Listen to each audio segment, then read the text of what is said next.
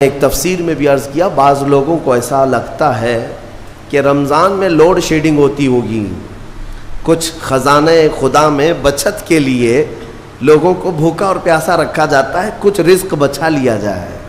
نادانو، اللہ رب العزت جو پوری کائنات کا رزاق حقیقی ہے، اسے کسی چیز کی کمی نہیں ہے۔ یہ روزے جو فرض کیے گئے خزانے میں بچت کے لیے نہیں، بلکہ ہمارے جسموں کی اور ہماری روحوں کی اصلاح۔ السلام علیکم ورحمۃ اللہ وبرکاتہ۔ دوستو، امید آپ حضرات خیریت سے ہوں گے۔ دوستو، آپ کا خیر مقدم ہمارے شمیم اسلامک ریئیکشن چینل پر۔ دوستو، آج کی اس ویڈیو میں آپ حضرات کے سامنے مفتی سلمان اجہری کا بہترین بیان لے کر حاضر ہوا ہوں۔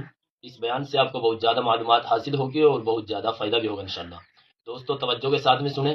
چلو میں بھی آپ کے ساتھ میں سنتا ہوں، آپ بھی میرے ساتھ میں سنیں۔ ایک تفسیر میں بھی عرض کیا، بعض لوگوں کو ایسا لگتا ہے کہ رمضان میں لوڈ شیڈنگ ہوتی ہوگی، کچھ خزانہ خدا میں بچت کے لیے لوگوں کو بھوکا اور پیاسا رکھا جاتا ہے، کچھ رزق بچا لیا جائے۔ نادانو، اللہ رب العزت جو پوری کائنات کا رزاق حقیقی ہے، اسے کسی چیز کی کمی نہیں ہے۔ یہ روزے جو فرض کیے گئے خزانے میں بچت کے لیے نہیں، بلکہ ہمارے جسموں کی اور ہماری روحوں کی اصلاح کے لیے، ہماری روحوں کی اصلاح اور جسموں کی اصلاح کے لیے ہمیں تقویٰ ملے۔ میں آپ کو بتاتا ہوں، ایک سوال میں آپ سے پوچھتا ہوں، آج رمضان میں یہ بہت ضروری ہے، کیونکہ رمضان ہونے کے بعد بھی سب کو پتہ ہے کہ چاند دکھتے ہی اللہ شیطانوں کو قید کر لیتا ہے، یہ سب کو پتہ ہے۔ حدیث پاک میں بھی سرکش جنات اور شیطان دونوں قید ہو جاتے ہیں، ان کو قید کر دیا جاتا ہے، جب تک چاند نہیں دکھے گا یہ نہیں آئیں گے۔ لیکن جو 11 مہینے ہم بلیم ڈالتے تھے شیطان پر کہ ہم سے برائیاں ہو گئی، گناہ ہو گئی، کیوں؟ ارے شیطان ایسا کرا دیا، شیطان ویسا کرا دیا۔ اب رمضان میں کون کرا رہا ہے؟ شیطان تو ہے نہیں، پھر فجر میں سوتا کیوں ہے؟ بغیر نماز پڑھے ٹانگ پھیلائے ویسی نماز قضا کر رہے۔ کون سا شیطان تمہیں سلایا؟ ابھی تو شیطان ہے نہیں۔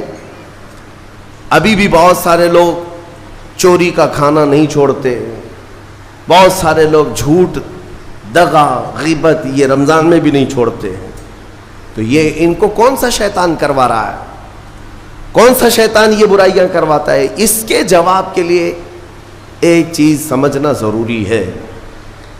یہ بات تو مشہور ہے کہ ساری برائیاں شیطان کرواتا ہے، ابلیس کرواتا ہے نا؟ لیکن آپ کو وہ واقعہ معلوم ہے جب آدم علیہ السلام کو اللہ تعالیٰ نے پیدا کیا اور سارے فرشتوں سے کہا کہ سجدہ کرو؟ کل ہی کی تفسیر میں نے عرض کیا، اس میں ابلیس بھی تھا۔ ابلیس بھی اس وقت بہکا ہوا نہیں تھا، گمراہ نہیں تھا، وہ اچھا تھا۔ ابلیس تو بہت عبادت کرنے والا تھا اللہ تعالیٰ کی، تو اس نے اللہ کے حکم کو ٹال کر آدم کو سجدہ نہیں کیا، غرور میں کھڑا رہا، نافرمانی کیا۔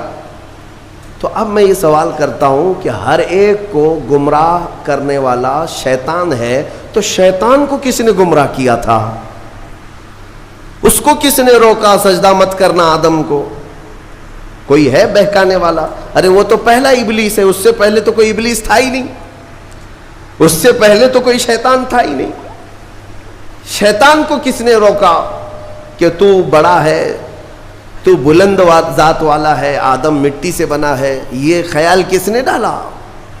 کون سا شیطان تھا اس سے پہلے؟ یہی بات سمجھنے کی ہے۔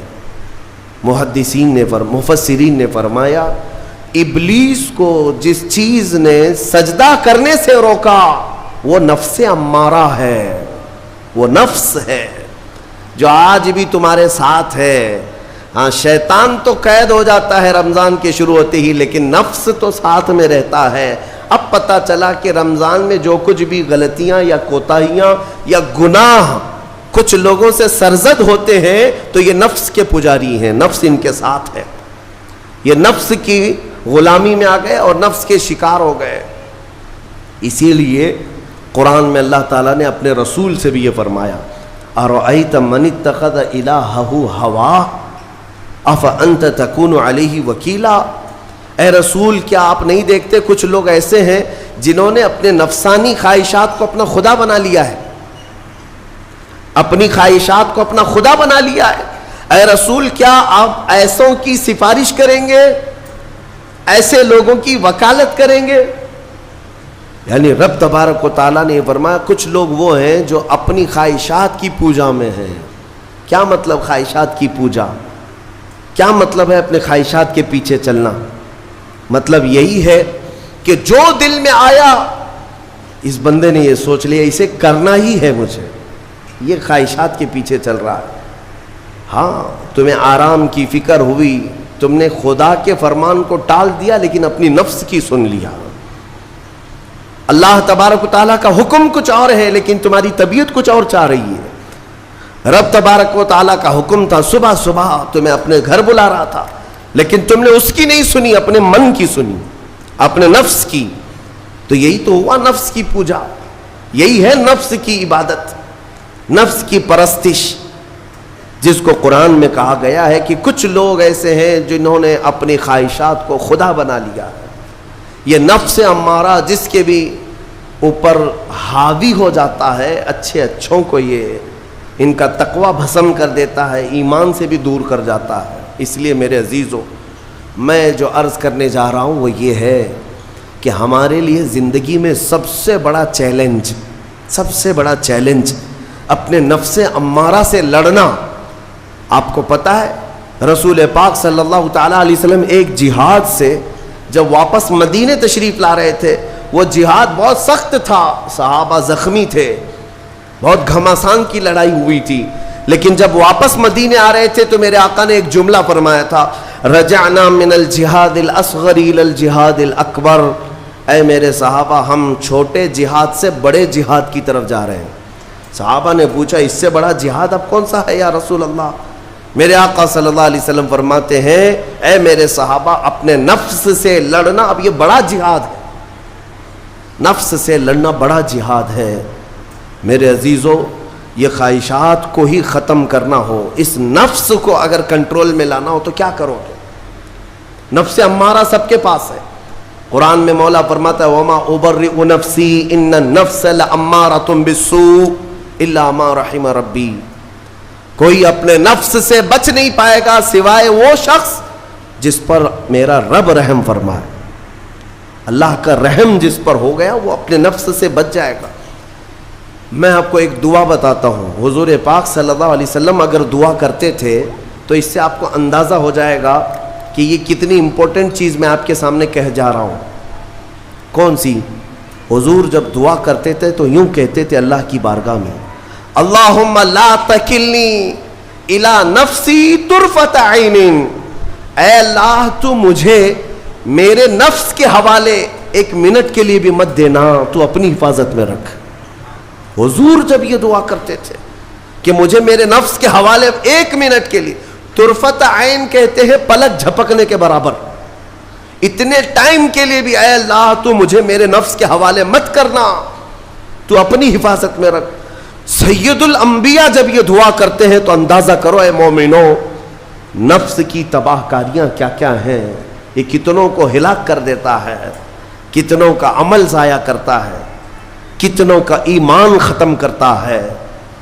اب میں جو بات کہہ رہا ہوں وہ یہ توجہ سے سنو، یہ نفس امارہ جس نے شیطان کو بھی گمراہ کیا، شیطان کو بھی بہکا دیا، یہ نفس آدم کو سجدہ نہ کرنے کا جو غرور پیدا کیا یہی نفس امارہ تھا۔ اس نفس امارہ کو اگر کوئی کنٹرول کرا سکتا ہے تو وہ ماہ رمضان المبارک، بس یہی ہے رمضان کی فضیلت۔ رمضان المبارک اس لیے تمہیں دیا گیا کہ بڑی بڑی طاقتیں تمہارے نفس کو قابو میں نہیں کر پائیں گی، لیکن رمضان کے روزے تمہیں کنٹرول میں لے آئیں گے، کنٹرول میں لائیں گے۔ اب سمجھ میں آیا کہ روزے کیوں رکھائے جا رہے ہیں؟ ارے گرمیوں کی شدت ہے، ادھر حلق سوکھا جا رہا ہے، پیٹ سے لگ جاتا ہے۔ ان لوگوں کو پوچھو روزہ کیسا ہوتا ہے جو مزدوری کرتے ہیں، ان لوگوں سے پوچھو جو دن بھر کام کاج کرتے ہیں۔ میرے عزیزوں روزے رکھنے کے بعد کیا رب تبارک و تعالی کسی کو اس کی طاقت سے زیادہ تکلیف دینا چاہتا ہے؟ نہیں میرے عزیزو، وہ رحمان ہے۔ اس نے جب تمہیں ماں کے پیٹ میں 9 مہینے رزق دیا تو کیا کائنات میں نہیں دے گا؟ تمہیں ماں کے پیٹ میں بھی رزق دیتا رہا۔ تم جب دنیا میں آئے، تمہارے ماں کے سینے میں خون سے دودھ کس نے بنایا؟ تمہارے رزق کا انتظام کرنے والا وہ خدا۔ اگر تمہیں حکم دیتا ہے کہ صبح سے لے کر شام تک بھوکے رہو تو یہ اس کا ظلم نہیں بلکہ یہ عین کرم ہے۔ اللہ تبارک و تعالیٰ کا رحم ہے تم پر کہ وہ مولا ہماری اصلاح چاہتا ہے کہ ہمارے اندر تقوی آ جائے، جسم میں بھی اور روح میں بھی۔ اب ایک اور بات میں آپ کو بتا دوں، میں نے ایک بات پڑھی تھی نفس کے متعلق، یہ نفس امارہ۔ اسی لیے امام غزالی رحمۃ اللہ تعالیٰ علیہ نے فرمایا اللہ کی جو مخلوق ہے وہ 3 طرح کی ہے، ایک فرشتے، دوسرے انسان، تیسرے جانور۔ یہ 3 الگ الگ قسم کی مخلوق ہیں، کیونکہ اللہ تعالیٰ نے تینوں کو جو چیزیں دی ہیں ان میں فرق ہے۔ فرشتوں کو اللہ نے عقل دیا ہے، نفس نہیں ہے۔ نفس، شہوت، برائی کرنے کی خواہش فرشتوں کے اندر ہے ہی نہیں، وہ سوچ بھی نہیں سکتے برائی کرنے کا۔ فرشتوں کو اللہ نے عقل دیا ہے، اور عقل عزت والی چیز ہے۔ اور جانوروں کو اللہ نے نفس دیا ہے، عقل نہیں، عقل والے نہیں ہیں جانور، عقل والے نہیں، لیکن نفس ہے، شہوت ہے، شہوت بھی ہے، نفس بھی۔ لیکن انسان ایک ایسی مخلوق ہے جسے اللہ نے عقل بھی دیا ہے، نفس بھی دیا ہے۔ مطلب یہ ہے کہ تمہیں اللہ نے ایک چیز فرشتوں والی دی ہے، ایک چیز جانوروں والی بھی دی ہے، دونوں تمہارے اندر ہے، عقل بھی ہے، نفس بھی ہے۔ لیکن امام غزالی فرماتے ہیں توجہ، جو بندہ نفس ہونے کے باوجود گناہوں سے اپنے آپ کو بچا لیا وہ بندہ فرشتوں سے بھی افضل ہے۔ کیوں؟ فرشتے اس لیے بچے ہوئے ہیں کہ ان کے پاس نفس ہے ہی نہیں، اور تم بچ رہے ہو تو کمال کی بات ہے، نفس ہوتے ہوئے بھی گناہ سے بچ گیا تو اس انسان کا مقام فرشتوں سے بھی اعلیٰ ہے۔ لیکن ساتھ ہی امام غزالی یہ بھی فرماتے ہیں عقل ہونے کے باوجود اگر گناہوں سے نہیں بچتا تو پھر وہ جانوروں سے زیادہ ذلیل ہے، کتے اور خنزیر سے بھی گیا گزرا ہے، کیونکہ جانور تو بیچارہ معذور ہے، اسے عقل نہیں ہے، نفس ہے۔ تمہارے پاس عقل ہے، اس کے باوجود حرام کاریاں کر رہے ہو تو جانوروں سے زیادہ گر گئے۔ فیصلہ تمہارے ہاتھ میں ہے کہ تم کون سی زندگی گزارنا چاہتے ہو، کون سی، کہ تم نفس کے پجاری بن جاؤ یا عقل کا صحیح استعمال کر کے فرشتوں والی صفات پر عمل کرو۔ عزیزان گرامی وقار، نفس اور عقل یہ جو 2 چیزیں ہیں ان کو میں آپ کے سامنے تھوڑا سا کھول کر کے عرض کرتا ہوں۔ عقل جو ہے عزت والی چیز ہے، جسے بھی دی گئی ہے وہ عزت والا ہے۔ کیوں عزت والی ہے یہ عقل؟ پوری دنیا میں عقل کا ہی تو کمال ہے، جس کے پاس عقل ہے وہ بادشاہ ہے، جس کے پاس عقل ہے وہ لوگوں کو ہانکتا ہے، پوری دنیا کو ادھر سے ادھر کر سکتا ہے۔ عقل اور نفس جو ہے، نفس برائیوں کی طرف بلانے والا، عیاشی کی دعوت دینے والا، موج مستی کرانے والا اور اپنے آپ کو تباہ کروانے والا۔ اچھے بھلے نوجوان 25 سال کی کڑیل جوانی ہے، کون ہے جو انہیں نشے کے اڈے پر لے جاتا ہے؟ کون ہے جو ان کو تباہ و برباد کرتا ہے؟ نوجوان کو اچھی طرح سے معلوم ہے کہ میں کوکین، افیون، ہیروئن لوں گا تو میرے جسم کے ساتھ کیا ہوگا، اسے معلوم ہے، لیکن اس کے باوجود عیاشی کروانا یہ نفس کی عادت ہے۔ کسی کے اوپر نفس غالب آتا ہے، کسی کے اوپر عقل غالب آتی ہے۔ عقل جس کے اوپر غالب آ گئی وہ اچھا آدمی ہے، نفس جس کے اوپر غالب آ گیا وہ شیطان کا پجاری ہو گیا، نفس کی سننے والا۔ اب یہ دونوں جو چیزیں ہیں میں بتاتا ہوں آپ کو۔ روایت میں ملتا ہے کہ جب اللہ نے عقل کو بھی پیدا کیا اور نفس کو بھی پیدا کیا تو اپنے سامنے حاضر کیا، عقل سے پوچھا کہ اے عقل بتا میں کون ہوں اور تو کون ہے؟ عقل نے کہا یا ربی انا عبدک وانت ربی، اے اللہ میں تیرا بندہ ہوں اور تو میرا رب ہے۔ عقل نے کیا کہا؟ میں تیرا بندہ ہوں اور تو میرا رب ہے. اللہ نے عزت سے نوازا, اقرار کیا نا بندہ ہونے کا, عقل نے اقرار کیا. پھر نفس کو بلایا, نفس سے پوچھا بتا میں کون ہوں اور تو کون ہے. نفس نے کہا انت انت انا انا, تو ہے میں ہوں. یہ غرور تھا نفس کے اندر, یہ گھمنڈ تھا نفس کے اندر کہ میں ہوں. نفس جس کے اندر غالب آتا ہے وہ آج بھی یہی کرتا ہے, میں ہوں, کسی کے سامنے کیا جھکنا ہے. تو حکم ہوا کہ اس نفس کو 100 سال جلایا جائے. 100 سال جلایا گیا, اس کو عذاب دیا گیا نفس کو. 100 سال بھگتنے کے بعد, آگ کی تپش بھگتنے کے بعد اسے پھر لایا گیا نفس کو. اللہ تعالیٰ نے پوچھا اے نفس بتا میں کون ہوں اور تو کون ہے. نفس نے کہا انت انت انا انا, تو ہے میں ہوں. غرور نہیں ٹوٹا, گھمنڈ نہیں ٹوٹا. حکم ہوا اللہ کی طرف سے فرشتوں کو, اس نفس کو اب 100 سال تک بھوکا اور پیاسا رکھا جائے, کوئی چیز نہ دی جائے. اسے سخت سزا دی گئی. بھوک اور پیاس کی نفس کو کوئی چیز نہیں دی گئی. 100 سال کے بعد پھر اس کو حاضر کیا گیا, پوچھا گیا بتا کون ہوں میں. نفس نے کہا اے اللہ تو میرا خدا ہے, میں تیرا بندہ ہوں. فرمایا بزرگوں نے کہ نفس کو اگر کوئی جھکا سکتا ہے تو وہ بھوک ہے, اسی لیے مولا نے رمضان کے روزے تم پر فرض فرمایا. نفس کو جھکا سکتے ہو, نفس کو کنٹرول میں لا سکتے ہو تو بھوک کے ذریعے سے. ہاں یہ بھوک اور پیاس یوں ہی نہیں دی گئی ہے. دنیا اگر سمجھتی ہو کہ مسلمانوں کو یہ بھوکا اور پیاسا رکھوایا جا رہا ہے تو انہیں کیا خبر ہے کہ روح کسے کہتے ہیں, نفس کسے کہتے ہیں. جو آلریڈی غلاظت میں پڑے ہوئے انہیں کیا سمجھ ہے. لیکن الحمدللہ ہمارا تصور ہے آخرت کا, ہمارے ہاں تصور ہے جنت کا, ہمارے ہاں تصور ہے جہنم کا, اللہ کی بارگاہ میں حساب کا. اس لیے ضروری یہ بن پڑتا ہے کہ ہم اپنی دنیا میں ہی اصلاح کریں. میرے عزیزوں, اس نفس کی جو تباہ کاریاں ہیں اس سے بچنا ہر نوجوان کے لیے ضروری ہے. تم روزوں کو ہلکے میں مت لو. اس سے پہلے بھی میں کہا کرتا تھا, آج پھر سے میں ریپیٹ آپ کے سامنے کہتا ہوں, مسلمان کے لیے روزے جو فرض کیے گئے آپشنلی نہیں ہے میرے عزیز. یہ آپشنلی نہیں ہے, اختیاری نہیں ہے. جسے چاہے وہ رکھے, جسے چاہے وہ چھوڑے. ہاں ہمارے ہاں معاشرہ ایسے ہی ہے نا. ہاں صبح اٹھ کر کے لوگ پوچھتے رہتے ہیں روزہ ہے, روزہ ہے. کیوں پوچھ رہے ہو روزہ ہے؟ مسلمان ہے تو روزہ فرض ہے, روزہ فرض ہے. اگر میں آپ کو پوچھوں اچھا لگے گا؟ انسان ہو اچھا لگے گا, سامنے دکھ تو رہا ہے انسان ہے, پھر کیا پوچھنا ہے. مسلمان کے لیے روزہ ایسا ضروری ہے جیسے اس کے لیے انسان ہونا ضروری ہے. وہ روزے چھوڑتا کیوں؟ ہاں چند ہی چیزیں ہیں جہاں تخفیف دی گئی ہے شریعت میں. وہ سفر ہے یا مرض ہے, ایسا مرض کہ جس سے وہ نہیں برداشت کر پاتا, اس میں اللہ تعالیٰ نے اسے چھوٹ دی ہے, رخصت دی ہے.